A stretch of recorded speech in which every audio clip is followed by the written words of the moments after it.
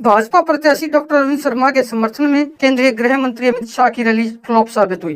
करीब 15,000 लोगों की बैठने की व्यवस्था के बीच सैकड़ों कुर्सियां खाली दिखाई दी और हालात तब और भी नाजुक हो गए जब भीड़ जुटाने के लिए हरियाणवी गीतों पर ठुमके लगाने वाले स्थानीय कलाकारों के हरियाणवी गानों पर छिड़काया जा रहा था।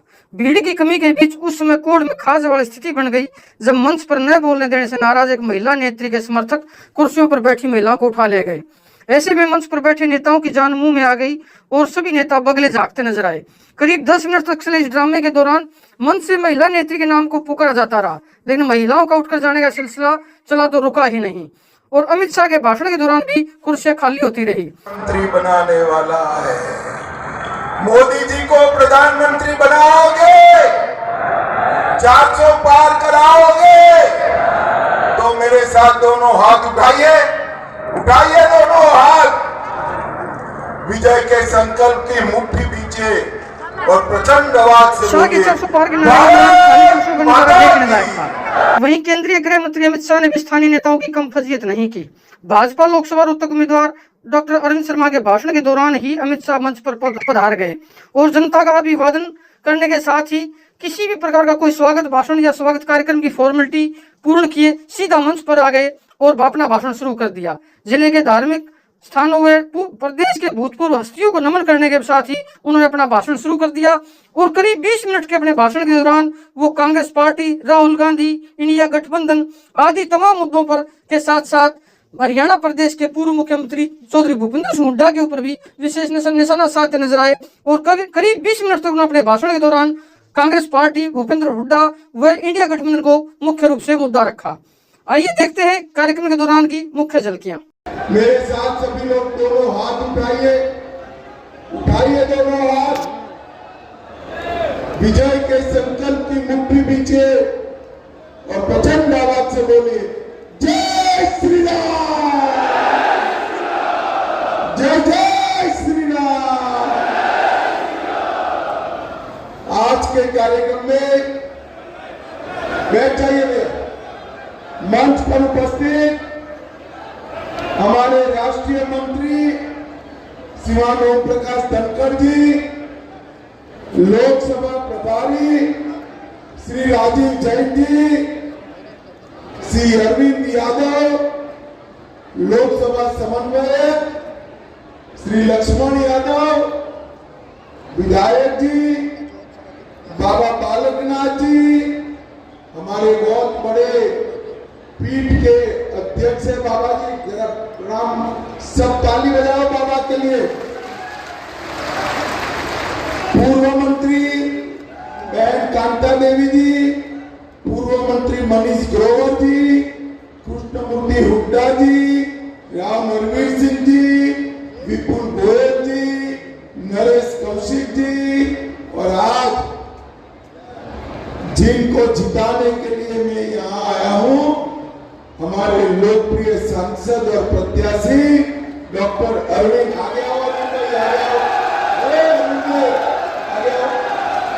ताली बजाओ अरविंद जी के लिए जोर से।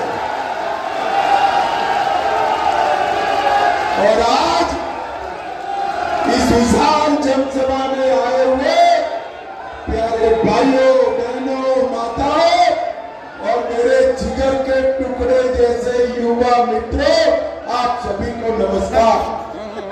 भाइयों बहनों, सबसे पहले मैं भीमेश्वरी देवी, प्रसाद गिरी, काशी गिरी, जटिला धाम और सुडानी स्थान, ये सभी को प्रणाम कर मेरी बात की शुरुआत करना चाहता हूं। आज मैं यहाँ आया हूं तब लाला लाजपत राय, महान किसान नेता छोटूराम जी, पंडित श्रीराम शर्मा, भगवत दयाल शर्मा, चौधरी चरण सिंह जी और डॉक्टर मंगल सेन को भी प्रणाम कर मेरी बात की शुरुआत करता हूं।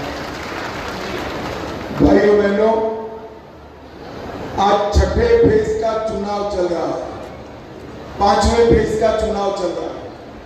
आपको छठे में वोट डालना है, परंतु जो 4 चुनाव समाप्त हो गए मैं पूर्व पश्चिम उत्तर दक्षिण उत्तर पूर्व सब जगह घूमता घूमता घूमता अंत में जज्जर आया। परिणाम जानना है क्या? जानना है परिणाम? देखो भाई, 4 चरण में मोदी जी 270 पार कर सरकार बना चुके। अब आज 5वां है, आपका 6ठा है और 7वां है। उसने 400 पार कराना है, 400। मगर मोदी जी की लड़ाई जो भ्रष्टाचार के खिलाफ है, मोदी जी की लड़ाई जो परिवारवाद के खिलाफ है, वो लड़ाई तब तक पूरी नहीं होती जब तक रोहतक में कमल खिलाने का काम आप नहीं करें। भाइयों ने ये 400 पार का जो लड़ाई है, हम तो 400 पार करने वाले हैं आपके आशीर्वाद से। मगर ये राहुल बाबा है ना, अरे क्यों हंस रहे हो भाई? बड़े नेता है कांग्रेस के। ये जो राहुल बाबा है ना, उनकी 40 भी पार नहीं होने वाली है। और फिर से एक बार हरियाणा में सभी की सभी सीटों पर उनका सुपड़ा साफ है। भाइयों बहनों, ये लड़ाई किसके बीच में?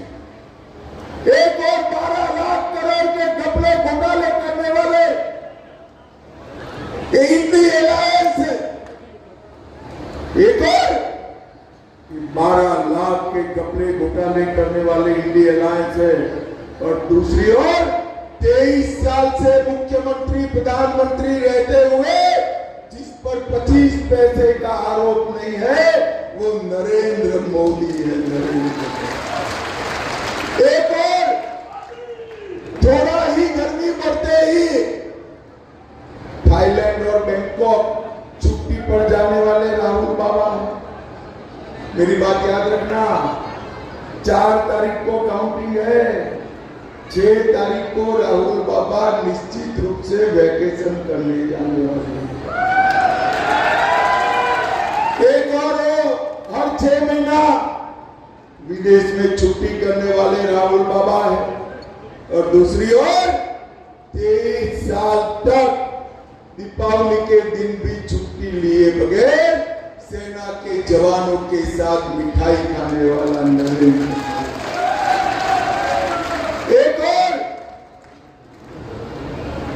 एक और आरक्षण को संरक्षण देने वाले नरेंद्र मोदी है, और दूसरी ओर मुसलमानों को आरक्षण देकर एसटी, एससी, ओबीसी का आरक्षण छीनने का प्रयास करने वाली कांग्रेस पार्टी। भाइयों बहनों, कांग्रेस पार्टी झूठ फैला रही कि भारतीय जनता पार्टी का बहुमत आया तो आरक्षण चला जाएगा।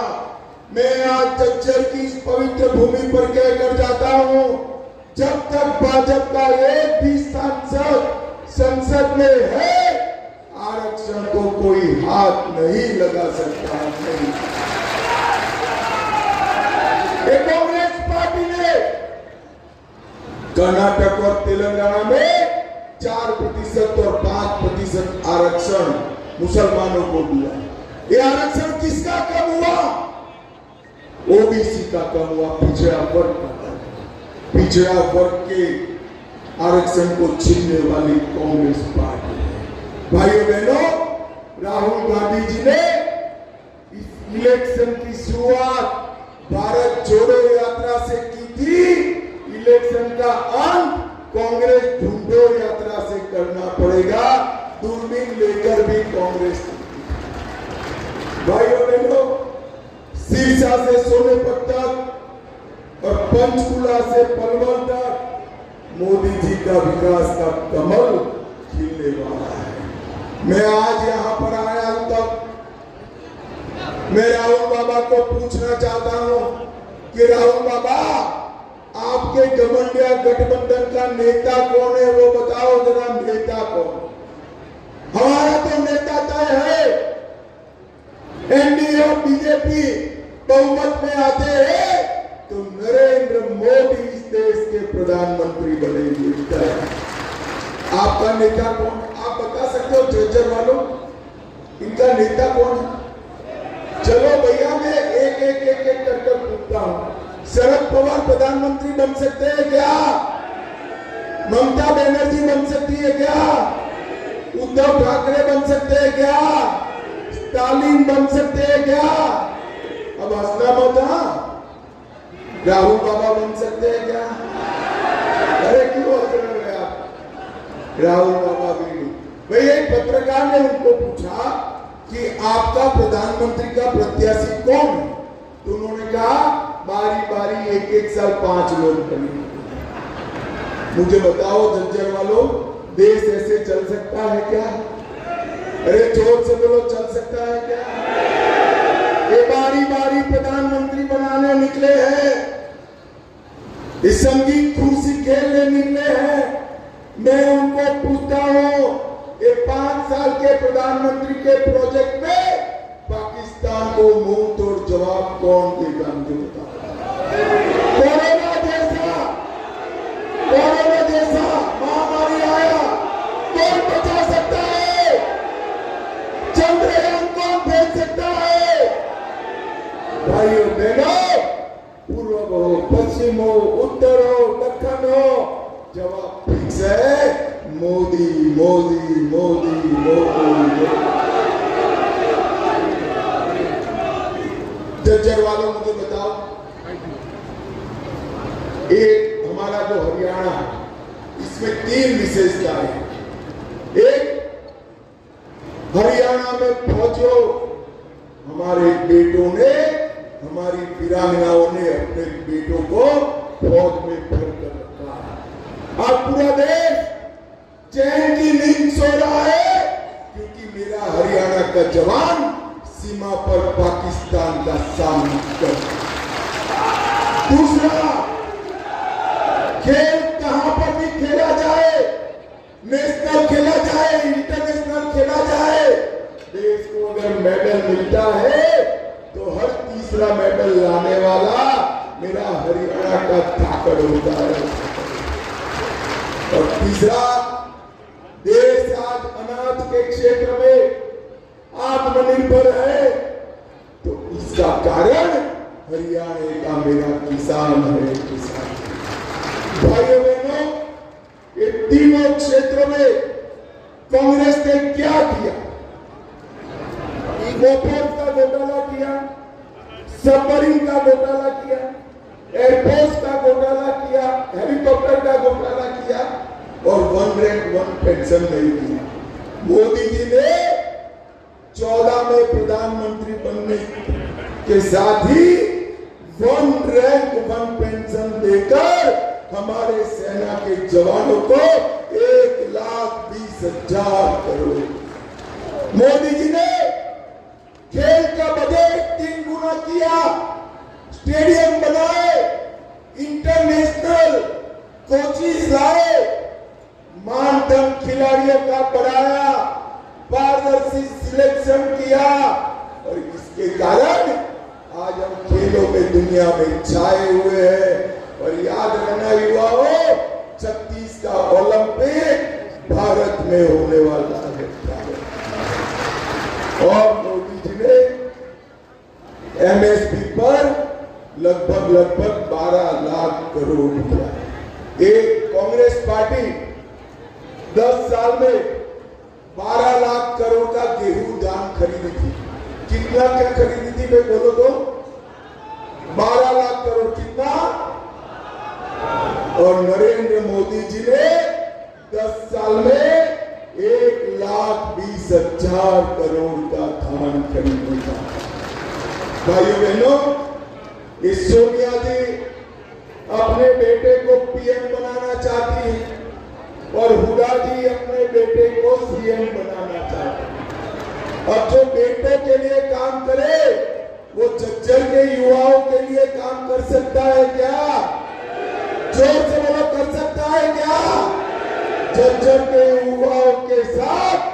केवल और केवल झज्जर के युवाओं के लिए नरेंद्र मोदी काम कर सकते हैं। मोदी जी ने हर गरीब को घर दिया, घर में शौचालय दिया, माताओं बहनों को गैस का सिलेंडर दिया, घर में बिजली दी, नल से जल दिया, 5 किलो अनाज फ्री ऑफ कॉस्ट दिया और साथ में कोरोना का टीका भी लगा है। भाइयों बहनों, मोदी जी ने इस देश को सुरक्षित करने का काम किया है। मैं आज कहना चाहता हूं, पूछना चाहता हूं, झज्जर वाले, कश्मीर हमारा है या नहीं है? जोर से बोलो, है या नहीं है? ये खड़गे जी कहते हैं राजस्थान हरियाणा वालों का कश्मीर से क्या लेन देन है? अरे खड़गे साहब, 80 के हो गए, आप इस देश को नहीं जानते हो। झज्जर हरियाणा का मेरा बच्चा कश्मीर के लिए अपनी जान दे सकता है। भाइयों बहनों, ये कह रहे हैं कि पाकिस्तान का सम्मान करो, उसके पास एटम बम है, भारत को डरा रहे हैं। अरे राहुल बाबा, मेरी बात सुन लो, हम भारतीय जनता पार्टी वाले हैं, नरेंद्र मोदी के कार्यकर्ता है, हम एटम बम से नहीं लड़ते हैं, नहीं लड़ते। मैं आज इस झज्जर की भूमि पर कहकर जाता हूं, पाक ऑक्यूपाइड कश्मीर भारत का है, रहेगा और उसको हम लेकर रहेंगे, हमें कोई नहीं। ये कांग्रेस पार्टी सालों तक धारा 370 को नहीं हटाई, मोदी जी ने धारा 370 को हटाकर देश को आतंकवाद से मुक्त करने का काम किया है।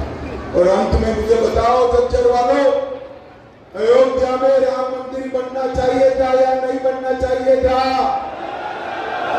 जोर से बोलो, बनना चाहिए था या नहीं बनना चाहिए था? ये कांग्रेस पार्टी 70 साल से राम मंदिर को रोक कर रखी थी। नरेंद्र मोदी जी ने 5 ही साल में केस भी जीता, भूमि पूजन भी किया और 24 जनवरी को प्राण प्रतिष्ठा कर जय श्री राम कर दिया। औरंगजेब ने तोड़ा हुआ काशी विश्वनाथ का मंदिर भी फिर से बनाने का काम हमारे नरेंद्र मोदी जी ने किया।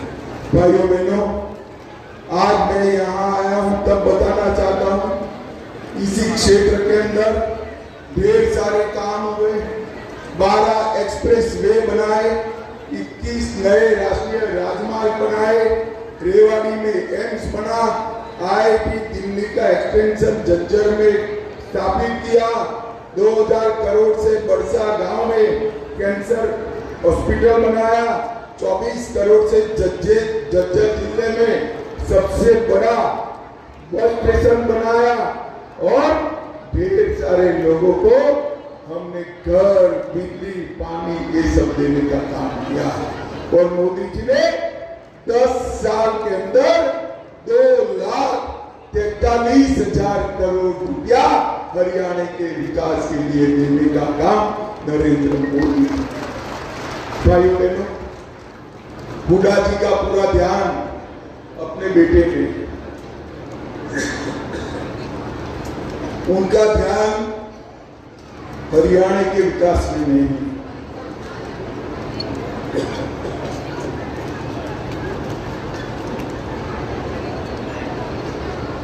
ये हमारे अरविंद जी है ना, ये देखने में दुबले पतले लगते हैं, मगर जब रोहतक की विकास की बात आती है, अच्छे से झगड़ा कर आपका काम कराने वाला। बड़े घर के बेटे को जिताओगे ना तो घर पे नहीं आएगा, मिलने नहीं आएगा, गांव में नहीं आएगा। अरविंद भाई को जिताओगे, पान की दुकान पर आपको हाथ में मिलेगा। मुझे बताओ, अरविंद शर्मा को जिताओगे क्या? जोर से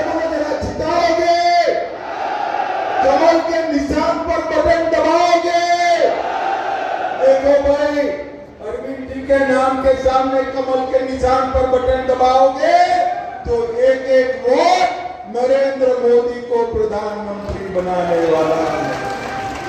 मोदी जी को प्रधानमंत्री बनाओगे, 400 पार कराओगे तो मेरे साथ दोनों हाथ उठाइए, उठाइए दोनों हाथ, विजय के संकल्प की मुट्ठी बींचे और प्रचंड आवाज से बोले भारत माता की वंदे वंदे वंदे, जय श्री राम, जय जय। बहुत बहुत धन्यवाद। और शक्ति का प्रतीक गदा जो है पूरे झज्जर जिले की तरफ से माननीय ओम प्रकाश धनखड़ जी, अरविंद शर्मा जी हमारे जिलाध्यक्ष हमारे मुख्य अतिथि को भेंट करें। आप सब